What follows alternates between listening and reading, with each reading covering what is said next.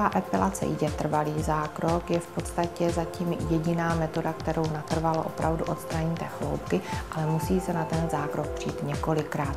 Jelikož na těle máme chloupky v různých růstových fázích, tak vám nikdo nemůže slíbit, že o jedné epilaci budete navždy bez chloupku.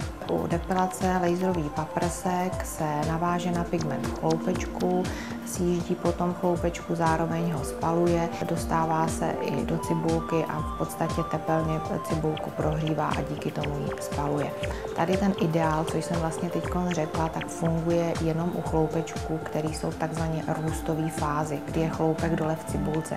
Když je dole v cibulce, tak v cibulce je pigment a tím pádem můžeme tu cibulku spálit.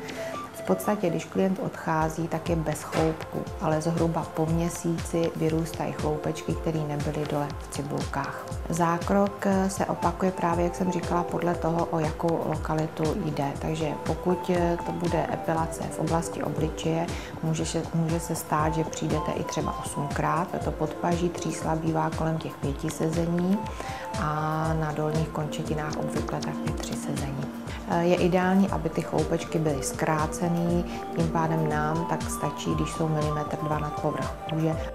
Ideál pro laserovou epilaci je, když je světlá kůže, tmavý chloupek. Pokud je klient opálený, tak zase se musí snižovat energie. Záleží i hodně na tom pigmentu, takže někdy světlé chloupky se nám depilují hůře a někomu téměř nejdou, tam opravdu záleží, kolik toho pigmentu je.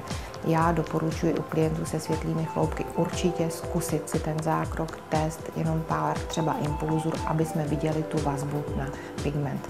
Šedivý chlup ten opravdu už neoddepilujeme vůbec, protože v něm není pigment a jsou tam pouze vzduchové bubliny.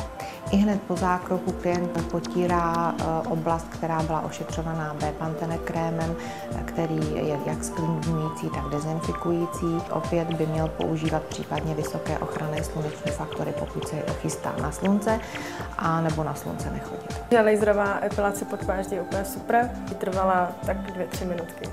Bezbolestná a myslím, že budu opakovat dál.